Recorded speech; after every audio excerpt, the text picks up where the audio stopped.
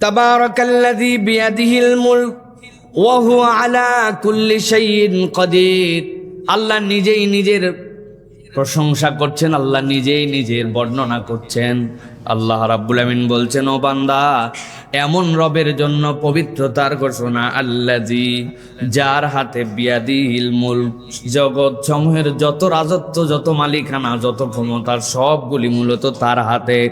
আল্লাহ এরপরে আবার অতিরিক্ত বলছেন, আলা কুল্লি শাইইন কাদির, তোমার রব যা ইচ্ছা তাই করার যোগ্যতা রাখেন। আল্লাহ রাব্বুল আমিন বলছেন, বান্দা কি করার যোগ্যতা রাখেন? দুনিয়ার সবচেয়ে কঠিন যোগ্যতা কোনটা? দুনিয়ার মানুষ অনেক কিছুতে অনেক ধরনের শরিকানা, অনেক কিছুতে অনেক ধরনের নমুনা নজরানা পেশ করতে পারে, কিন্তু আল্লাহ বলছেন, আল্লাযী খালাকাল মাউতা ওয়াল হায়াতা লিয়াবলুয়াকুম আইয়ুকুম আহসানু আমালা। তোমার রব তোমার জন্য মৃত্যু সৃষ্টি করেন, তোমার রব তোমার জন্য জীবন দেন। আল্লাহ আগে জীবনের কথা বলেন নাই, রব্বুল আলামিন আগে মৃত্যুর কথা বলেছেন। রব তোমাকে মেরে ফেলতে পারেন, ওই মৃত্যু থেকে তোমাকে আবার জাগায় দিতে পারেন। আল্লাহ রাব্বুল আমিন বলছেন, কেবলমাত্র এইটুকুই নয় যে তোমাকে এমনি এমনি নিরর্থক ভাবে জীবন দিয়ে দেওয়া হয়েছে, নিরর্থক ভাবে তোমাকে মৃত্যু দিয়ে দেওয়া হয়েছে। আল্লাহ বলছেন, লিয়াবলুয়াকুম আইয়ুকুম আহসানু আমালা, তোমার জীবনের একটা পরিধি আছে, আর ওই পরিধির একটা কাজ হচ্ছে, যিনি সর্বময় ক্ষমতার মালিক, তিনি দেখতে চান নেক কাজের ক্ষেত্রে কে সর্বোচ্চ প্রচেষ্টা করেছিল। মানুষকে যদি বলা হতো, তুমি তোমার ডিউটি ফুলফিল করে ফেলো, তোমার দায়িত্ব শতভাগ আদায় করো, তোমার যদি 1% কনসেন্ট্রেশনে ব্রেক হয় তোমার নামাজ নেওয়া হবে না, যদি চোখের গুনাহ হয়ে যায় তোমার সিয়াম নেওয়া হবে না, তোমার জাকাত দেওয়ার ক্ষেত্রে মনের মধ্যে যদি অন্য কোনো ধরনের উসখুস করে তাহলে তোমার পুরা জাকাত বাতিল হয়ে যাবে। হজের সফরে মানাসিক হলো হজ যেগুলি, এগুলির একটা যদি এলোমেলো করো তোমার হজকে বাতিল করে দেওয়া হবে। বুকে হাত দিয়ে বলেন তো, হজ বাদ দিলাম, জাকাত বাদ দিলাম, সিয়াম বাদ দিলাম, জীবনে বুকে হাত দিয়ে বলার মতো আমাদের 2 রাকাত সালাত আছে নাকি? যেই সালাতে 100তে 100 ভাগ যত সময় সালাত আদায় করে আল্লাহর জন্য নিবিষ্ট, আর আমার মন অন্য কোনো দিকে ছিল না। সম্ভব? আল্লাহ রাব্বুল আমিন বলছেন এই জন্য, আল্লাযী খালাকাল মাউতা ওয়াল হায়াতা লিয়াবলুয়াকুম আইয়ুকুম আহসানু আমালা। ও দুনিয়ার মানুষ, এমনি এমনি আমি তোমার জীবন দেই নাই, এমনি এমনি আমার তোমার মৃত্যুর কথা বলি নাই। তোমার এই জীবন আর মৃত্যুর মাঝে যেইটুকু সময় যিনি সর্বময় ক্ষমতার নিজের পরিচয় দিয়েছেন, তিনি তোমাকে দায়িত্ব দিচ্ছেন সর্বোচ্চভাবে আল্লাহর জন্য প্রচেষ্টাকারী, উত্তম আমলকারী তুমি হতে পেরেছো কিনা। আমার নামাজে মন অন্যদিকে যেতেই পারে, কিন্তু আমি সালাত বাদ দিয়ে দেই নাই। আল্লাহর জন্য আমার অনেক কিছু ভুল হতে পারে, কিন্তু আমি তাই বলে হজকে ত্যাগ করে দেই নাই। আমার সিয়ামের সময় আমার ইচ্ছার বাহিরে আমার কানের গুনাহ হয়ে গেছে, চোখের গুনাহ, মনের গুনাহ, কিন্তু আমি সিয়ামকে ছেড়ে দেই নাই। আমি তারপরেও সেখান থেকে বেরিয়ে সর্বোচ্চ ডেডিকেশন আল্লাহর জন্য দেওয়ার চেষ্টা করছি। আল্লাহ বলছেন, এই সর্বোচ্চ প্রচেষ্টাটা দেখার জন্যই আল্লাহ তোমার জীবন মৃত্যু দিয়েছেন। সুবহানাল্লাহ। আল্লাহ রাব্বুল আমিন এরপরে বলছেন, ওয়া হুয়াল আজিজুল গফুর। 2টা আয়াতে 2টা জিনিস খেয়াল করেন।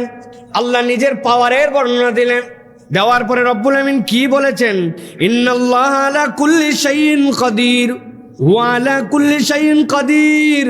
কেবলমাত্র রাজত্ব আর ক্ষমতাই তার নয়, যা ইচ্ছা তাই করতে পারেন। আর আল্লাহ বলছেন, তোমার জীবন মৃত্যু দেওয়া হলো তুমি উত্তম আমল করো কিনা এটা দেখার জন্য। আল্লাহ সেইখানে বলছেন, ওয়া হুয়াল আজিজুল গফুর। ও বান্দা, তোর রব কেবল পরাক্রমশালী নয়, ক্ষমতাওয়ালাও নয়, তোর রব আবার ক্ষমাকারী। যেরকম পাওয়ার রাখেন তিনি ক্ষমতার ক্ষেত্রে, সেই রকম পাওয়ার রাখেন তিনি ক্ষমার ক্ষেত্রে। বান্দাকে আল্লাহ ক্ষমা করে দিলে ধরার কেউ নাই। আল্লাহ বলছেন, বান্দা, এখন তোরে যে ইবাদত করার দায়িত্ব দিলাম, একটু চিন্তা করে দেখতো তোর রব আসলে কত দূর ক্ষমতাবান। আগেরটা ছিল প্রাইম কথা, এবার আল্লাহ এলাবোরেট করতেছেন। আল্লাযী খালাকা সাবআ সামাওয়াতিন তিবাকা মা তারা ফি খালকির রাহমানি মিন তাফাউত ফারজি'ল বাসারা হাল তারা মিন ফুতুর।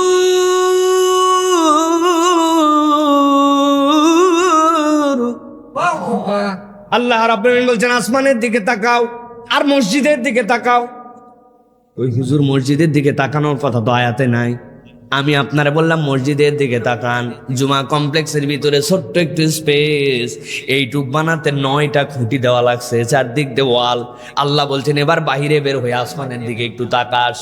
আল্লাহ রাব্বুল আমিন বলছেন আল্লাযী খালাকাস সাবআ সামাওয়াতিন তিবাকা। তুমি এক আসমানের কথা বলো, আসমানের খবরই নাই মিয়া, তোমার মেঘে যায় চোখ শেষ হয়ে যায়। আর আমি আল্লাহ খাতার পৃষ্ঠা যেরকম একটা একটা করে উল্টাও, এইরকম দিস্তার মতো করে 60টা আসমানকে বিনা খুঁটিতে দাঁড় করায় রাখছি। সুবহানাল্লাহ। তুমি তোমার রবকে খুঁজে পাও না, তার পাওয়ার দেখতে পাও না, তার নির্দেশে আমল করতে মন চায় না। আল্লাহ বলছেন মা তারা ফি খালকির রহমানি মিন তাফাউত। রবের রহমানের সৃষ্টির মধ্যে তোমার চোখ দিয়া কোনো বৈপরীত্য খুঁজে পাবা না। সুবহানাল্লাহ। আল্লাহ রাব্বুল আমিন এই জন্য বলছেন ফারজি'ল বাসারা, ও বান্দা তোর চোখকে ফিরাইলে দেখ একটু। এই বাসার মানে কেবলমাত্র দেখা নয়, এই বাসারাতের ব্যাখ্যা করেছেন ইমাম শাফি। বাসারাত মানে অন্তরের একটা চোখ। আপনি চোখ বন্ধ করার পরে কত দূর দেখতে পান, ওইটাই হচ্ছে প্রকৃত দৃষ্টি। আর চোখ খোলার পরে যা দেখতে পান ওইটা পাগল ছাগলও দেখে, দুনিয়ার সবাই দেখে, অন্ধ না হইলে। কি আপনি চোখ বন্ধ করার পর কত দূর দেখতে পান? কত দূর পর্যন্ত আপনি দেখতে পান আপনার চোখ দেখার পরে, বন্ধ করার পরে, ওইটাই হচ্ছে বাসারাত। আমার ফিউচার কি, আমার প্ল্যান কি, আমার এই ব্যবসাটা কোন পর্যন্ত নিয়ে যেতে পাই, ওইটা চোখ দিয়ে কেবল দেখা যায় না, অন্তরের একটা চোখ আছে কিনা ভাই। আল্লাহ রাব্বুল আমিন বলছেন বান্দা হাল তারা মিন ফুতুর, আমি আল্লাহ তোরে দেখতে বললাম, তুই যদি দেখিস তোর রবের এই নমুনা যদি জানিস, তাহলে আইয়ুকুম আহসানু আমালা, ওইটার হিসাবটা তোর কাছে তখন পরিষ্কার হবে। তাহলে আল্লাহ রাব্বুল আলামিন আমাদেরকে মৌলিক যে দায়িত্ব দিলেন সেটা কি? সর্বোত্তম ভাবে ইবাদত করা। বলেন মৌলিক দায়িত্ব কি?